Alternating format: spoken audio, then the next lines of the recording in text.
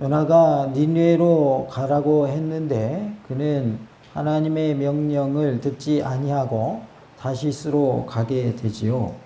이것은 하나님의 뜻을 잘못 이해했기 때문에 나타난 일이었습니다. 하나님의 뜻은 모든 민족이 구원함을 얻기를 원하십니다. 모든 민족에는 이스라엘 백성뿐만 아니라 이방 민족도 다 포함됩니다.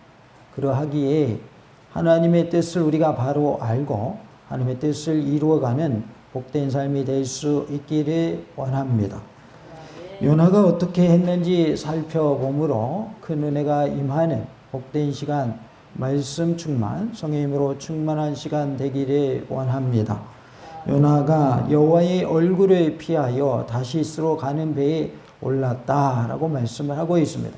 3절 말씀을 다 같이 한 목소리로 하나님 말씀 받겠습니다. 그러나 요나가 여호와의 얼굴을 피하려고 일어나 다시스로 도망하려 하여 욥바로 내려갔더니 마침 다시스로 가는 배를 만난지라. 여호와의 얼굴을 피하여 그들과 함께 다시스로 가려고 뱃삭을 주고 배에 올랐더라. 아멘.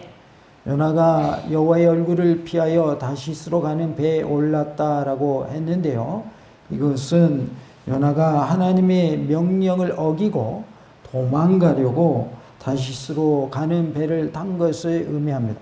이것은 곧 요나의 불순종의 모습을 말하고 있어요. 우리는 하나님이 우리에게 명령하시고 우리에게 말씀하실 때에 순종하는 모습이 되어야 할 줄로 믿습니다. 다 같이 봅시다. 하나님 말씀에 순종합시다. 내가 가는 길은 니느웨로 가는 길입니까? 아니면 다시스로 가는 길입니까? 니느웨가 순종의 길이에요? 다시스가 순종의 길이에요? 니느웨가 순종의 길이죠. 우리는 다시스로 가는 불순종의 길을 걷는 일이 없기를 원합니다.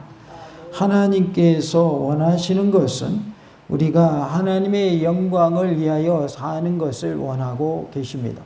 내가 원하는 대로 사는 것이 아니라 하나님이 원하시는 삶을 살아가는 은혜가 우리 모두에게 있기를 원합니다.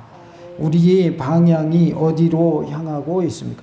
지금 나는 니느웨로 가고 있습니까? 아니면 다시스로 가고 있습니까?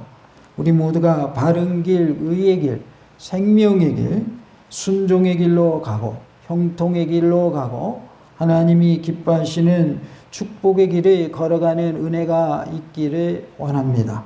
우리는 하나님이 명령하신 것, 하나님이 기뻐하시고 하나님이 원하시는 것이 바로 니느웨로 가는 길이다라는 것을 알 수가 있습니다.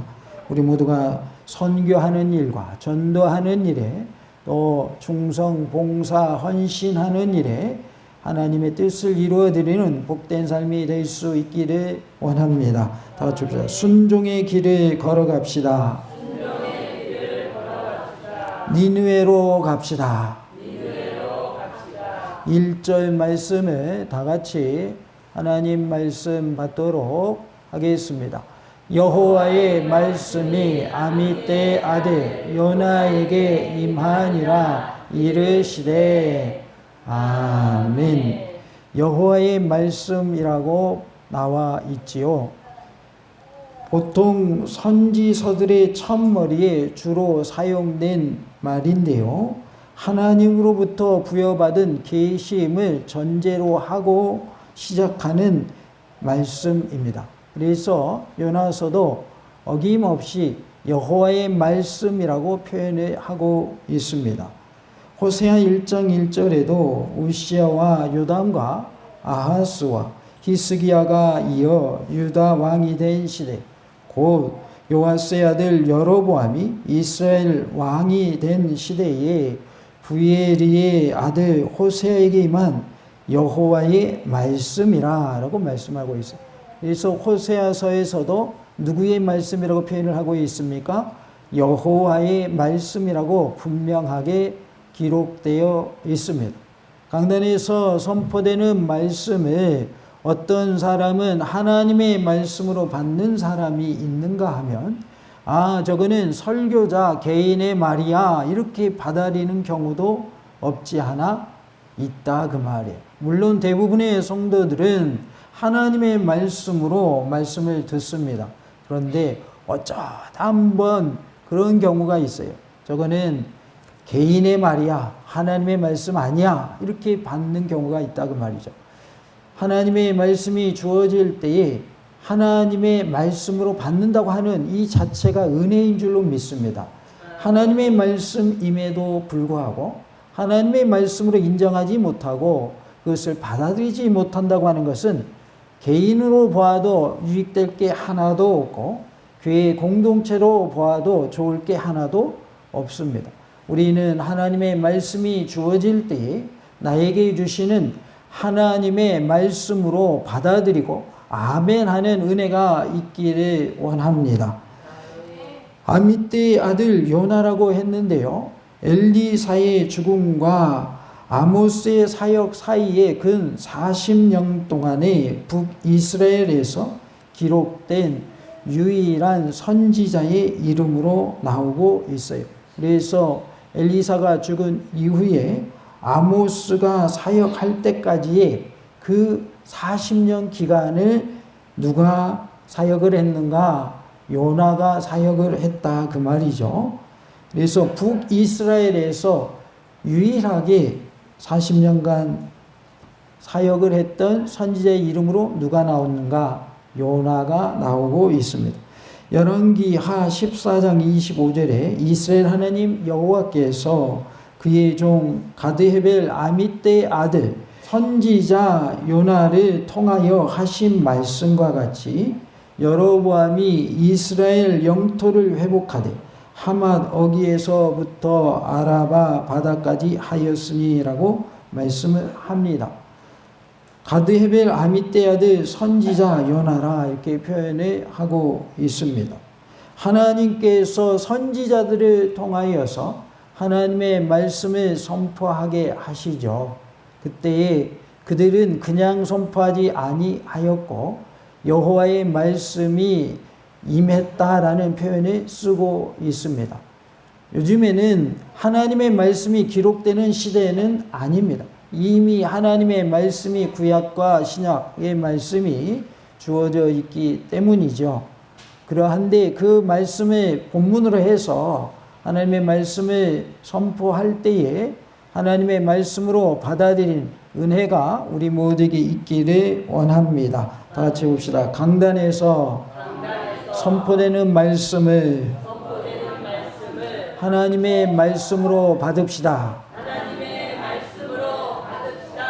2절 말씀을 다 같이 하나님 말씀 받도록 하겠습니다. 너는 일어나 더 큰 성읍 니느웨로 가서 그것을 향하여 외치라. 그 악독이 내 앞에 상달되었음이니라 하시니라. 아멘. 너는 일어나 저 큰 성읍 니느웨로 가서 라고 말씀을 하고 있죠. 저 큰 성읍 니느웨로 가서 그것을 향하여 외치라 라고 말씀합니다.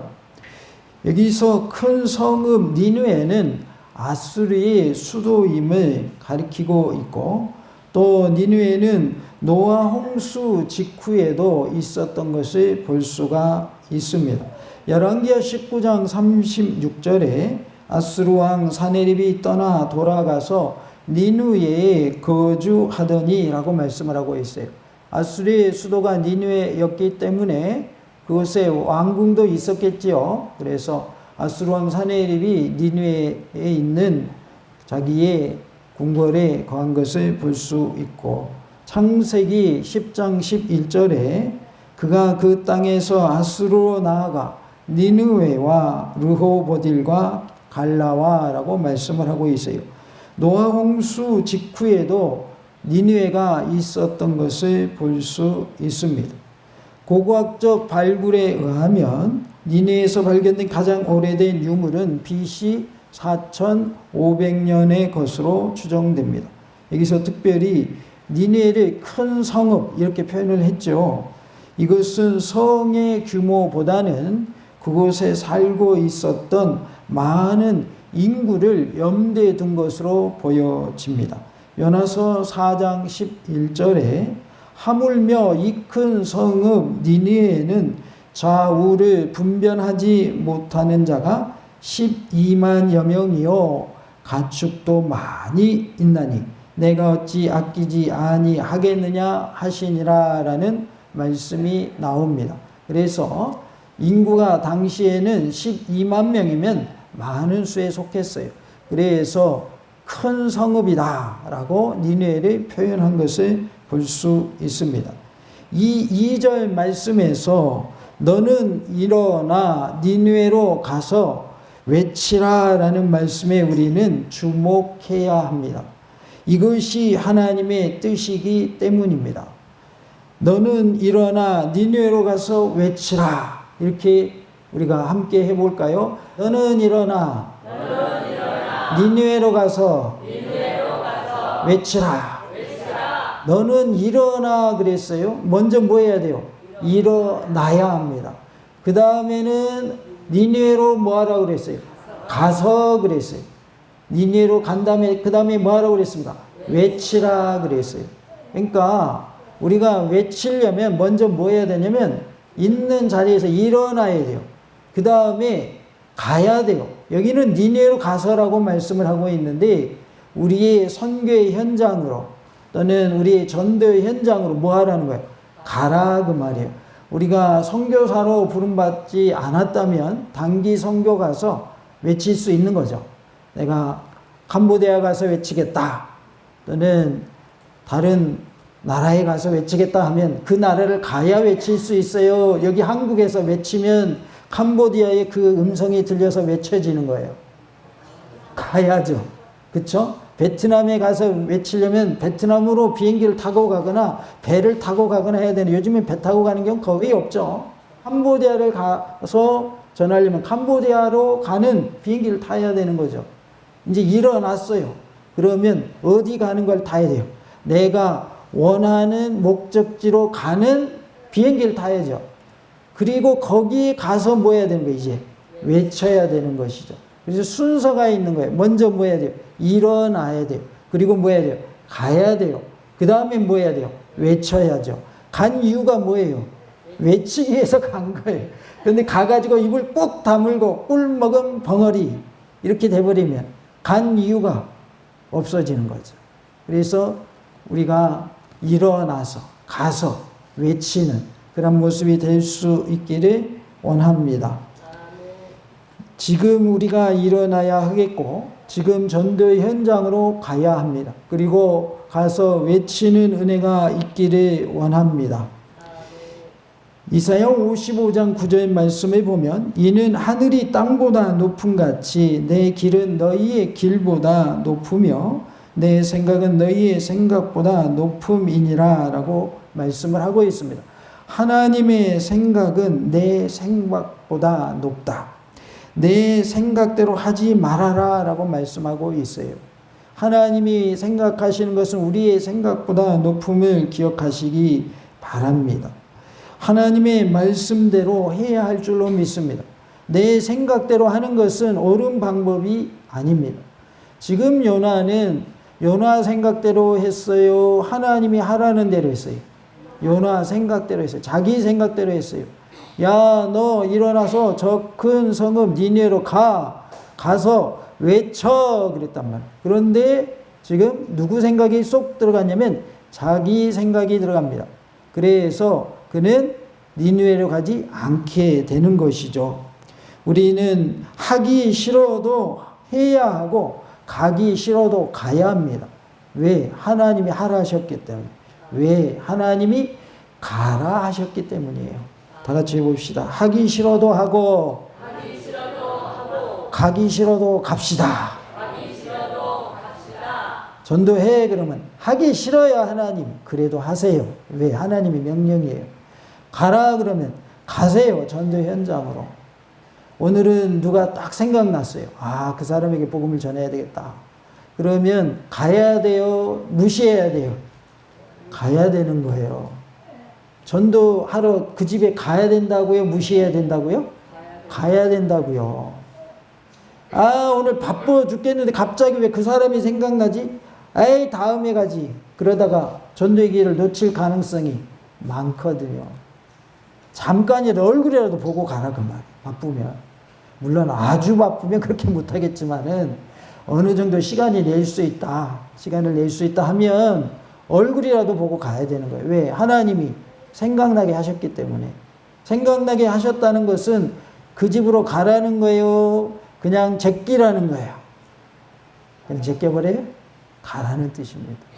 그래서 어떤 사람이 딱 떠오른다 그러면 가지 못하면 뭐라도 해야 되겠어요? 전화 요즘 있어요, 없어요? 다 있죠? 웬만하면 다 핸드폰 다 가지고 있죠? 다 휴대폰이 있단 말이에요. 그래서 1대1로 전화 통화가 가능한 시대예요. 없는 사람 거의 없거든요. 안 되면 집 전화라도 할 수 있잖아요. 요즘 뭐 집 전화 없는 집도 많습니다만은. 그래서 가서 만나지 못하면 뭐라도 해라. 전화라도 해라. 그 말이에요.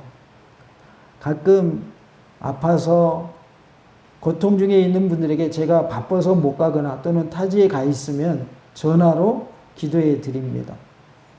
그러니까 우리가 직접 못 가면 뭐로도 할 수 있는 거예요?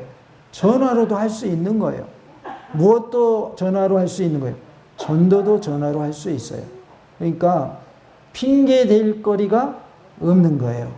목사님 거리가 너무 멀어가지고요. 제 전도 대상자가요. 서울에서 살거든요. 그래서 전도 못했어요. 통해요, 안 통해요? 안 통합니다. 아, 전화 통화 못하면 뭐 할 수 있어요? 문자 보낼 수 있잖아요. 문자 시대죠, 요즘에는. 편지 쓰는 분 거의 없죠. 그러니까 통화 못하면 문자로라도 보내야죠. 성경 말씀도 가끔 보내고 안부도 묻고. 우리가 하나님 앞에서 명령대로 순종하려고 하면 방법이 있어요, 없어요? 방법이 있는 거예요. 직접 가야 되는데 못 간다 그러면 전화할 수 있는 거고, 전화도 힘들 것 같으면 문자도 보낼 수 있는 거고, 말씀대로 순종하려고 찾으면 다 방법이 있는 거예요. 근데 반대로 안 하려고 하면 또 방법이 생겨요. 핑계가 생겨요. 그래서 뭐가 중요하냐면 내가 하려고 하는 그 자세가 중요한 겁니다. 내 마음이 중요한 거예요. 하고자 하면 할 일이 보이는 거고 할 길이 열리는 거예요. 안 하려고 하니까 또는 하려고 생각을 안 하니까 할 일이 없는 거고 하고 싶어도 못 하는 거죠. 우리는 일어나 가서 외치는 모습이 되어야 할 줄로 믿습니다. 다 같이 해봅시다. 일어나 가서 외칩시다. 그 악독이 내 앞에 상달되었음이니라 하시니라 라고 말씀을 합니다. 여기서의 악독은 교만함과 잔인함과 극도의 이기주의를 말하고 있습니다. 니느웨에는 교만함이 있었고 잔인함이 있었고 극도의 이기주의가 있었습니다. 이사야 10장 13절에 그의 말에 나는 내 손의 힘과 내 지혜로 이 일을 행하였나니 나는 총명한 자라 열국의 경계선을 걷어치웠고 그들의 재물을 약탈하였으며 또 용감한 자처럼 위에 거주한 자들을 낮추었으며 라고 말씀을 하고 있습니다. 내 손의 힘과 내 지혜로 이 일을 행하였다. 나는 총명한 자다. 이런 표현이 나오죠. 이것은 뭐 아수르의 교만함을 말하고 있습니다. 나훔 3장 1절과 10절과 19절에 화 있을진저 피의 성이여 그 안에는 거짓이 가득하고 포악이 가득하며 탈취가 떠나지 아니하는도다. 그가 포로가 되어 사로잡혀 갔고 그의 어린 아이들은 길 모퉁이에 메어침을 당하여 부서졌으며 그의 존귀한 자들은 제비 뽑혀 나뉘었고 그의 모든 권세자들은 사슬에 결박되었나니 내 상처는 고칠 수 없고 내 부상은 중하도다. 내 소식을 듣는 자가 다 너를 보고 손뼉을 치나니 이는 그들이 항상 내게 행패를 당하였음이 아니더냐 하시더라 라고 말씀을 하고 있습니다. 니느웨의 잔인함을 말하고 있어요. 피의 성이라 하셨고 거짓이 가득하고 포악이 가득하며 탈취가 떠나지 아니한다라고 했으며 또 포로로 잡아갔고 또 어린 아이들을 매어 침으로 그들이 부서졌다라고 표현을 하고 여러 내용들이 나오고 있어요. 이처럼 니느웨에는 잔인함이 있었던 것을 볼 수가 있습니다. 스바냐 2장 15절에 이는 기쁜 성이라 염려 없이 거주하며 마음속에 이르기를 오직 나만 있고 나 외에는 다른 이가 없다 하더니 어찌 이와 같이 황폐하여 들 짐승이 엎드릴 곳이 되었는고 지나가는 자마다 비웃으며 손을 흔들리로다 라고 말씀을 합니다. 아수르의 수도 니느웨의 극도의 이기주의를 말씀하고 있습니다. 이렇게 이들에게는 악독이 가득했어요. 교만함과 잔인함과 극도의 이기주의가 있었습니다. 내 앞에 상달되었음이니라 라고 했는데요. 이것은 하나님께서 모든 땅을 심판하심에 말씀하고 있습니다.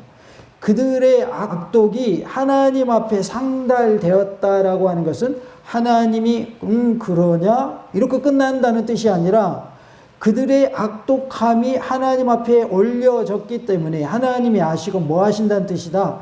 심판하신다는 뜻입니다. 우리에게 하나님의 그 앞에 서는 그날이 올 때에 하나님이 우리의 모든 행위들을 아실까요? 모를까요? 다 아시죠. 그러면 우리의 행한 것에 따라 뭐 하신다는 거예요? 심판하시겠다. 가장 중요한 대목은 첫 번째 대목은 뭐냐면 너는 예수를 믿었냐 안 믿었냐? 너는 하나님을 섬겼냐 안 섬겼냐? 그래서 하나님을 믿는 자인가 예수를 믿는 자인가 이것을 보시겠다는 거예요. 그것에 따라서 양과 염소로 나뉘게 되는 것이죠.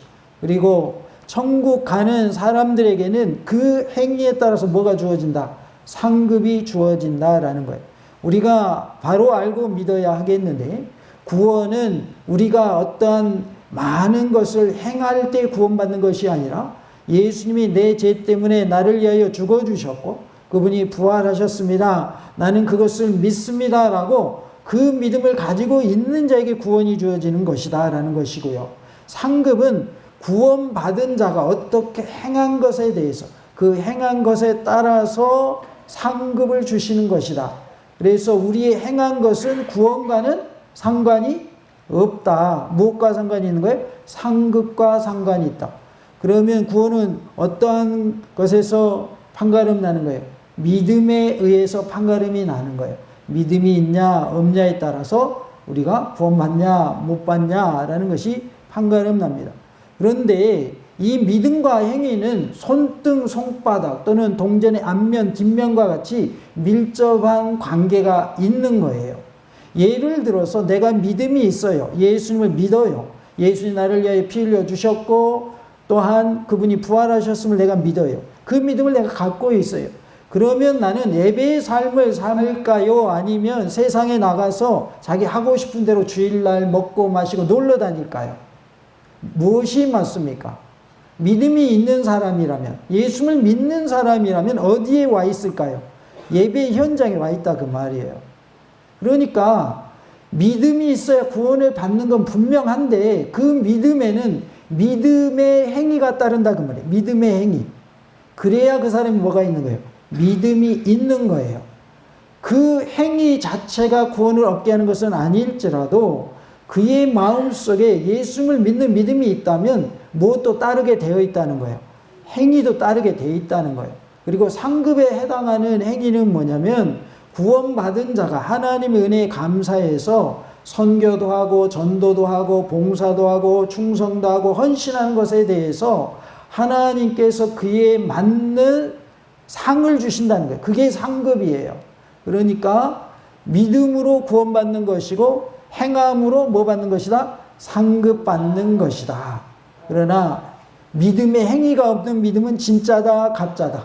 가짜다. 야고보서에 말씀을 하죠. 행함이 없는 믿음은 죽은 것이다.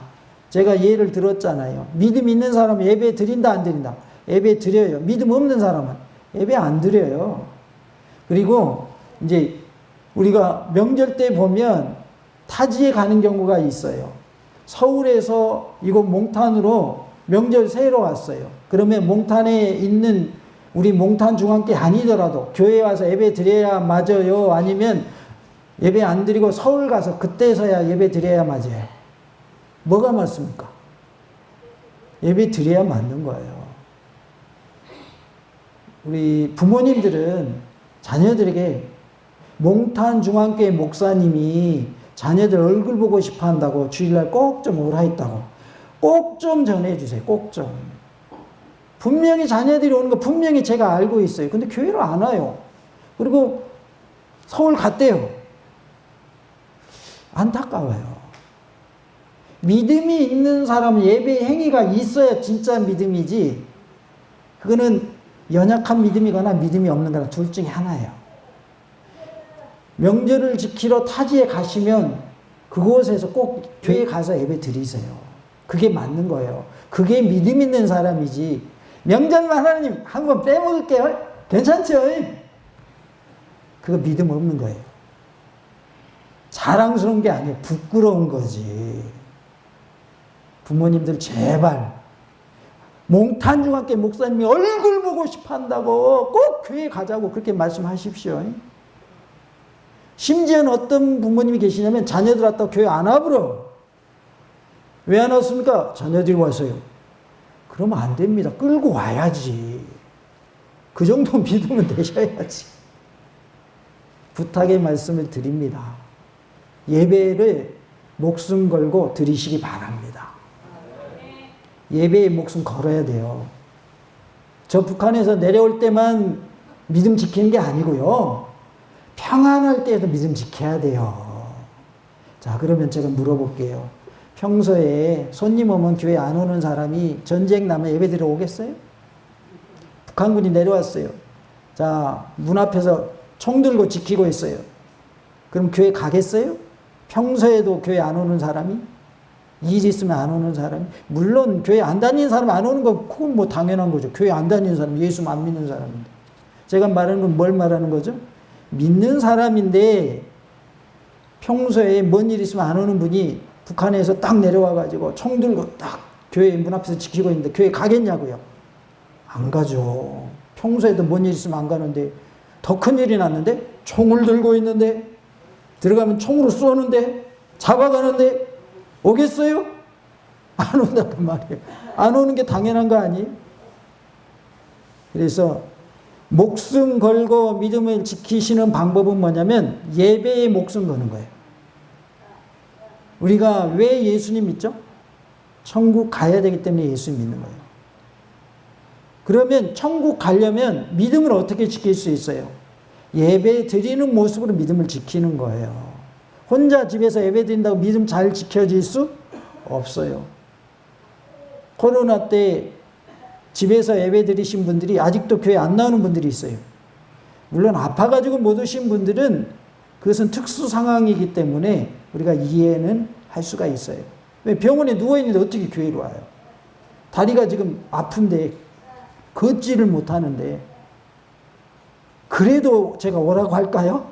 제가 그런 목사일까요? 저는 그렇게 말하지는 않습니다. 아프면 고친 다음에 교회 오셔야 맞습니다.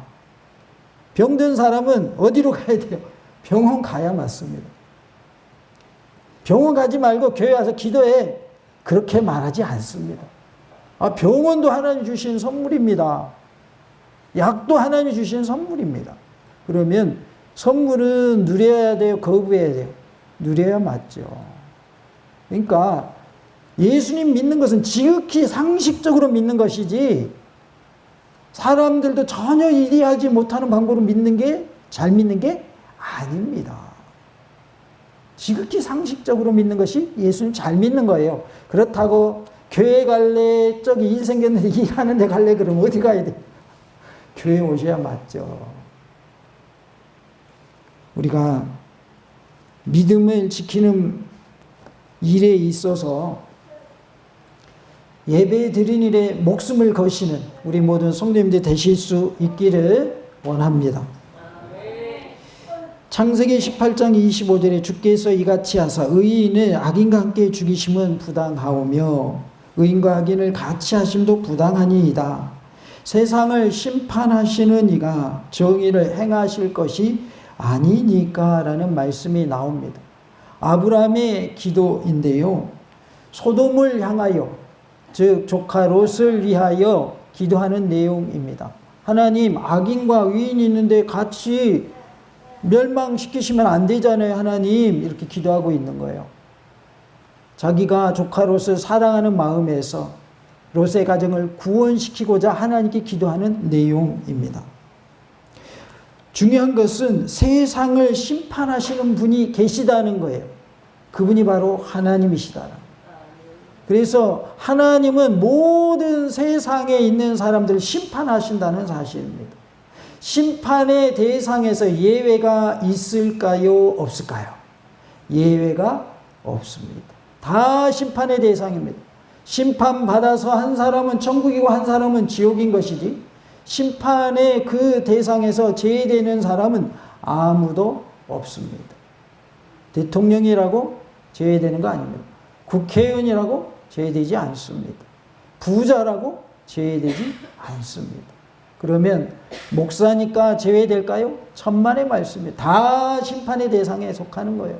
누구나 다 하나님의 심판대 앞에 서게 돼 있어요. 그러하기에 우리는 주님 앞에 설 것을 염두에 두면서 하나님 앞에서 기뻐하시는 모습으로 하나님께 영광 돌리는 모습으로 살아가는 은혜가 있기를 원합니다. 다 같이 합시다. 하나님은 모든 땅, 모든 사람을 심판하십니다. 요나가 하나님의 명령을 어기고 도망가려고 다시스로 가는 배를 탔습니다. 하나님의 말씀에 순종하여 니느웨로 가시기 바랍니다.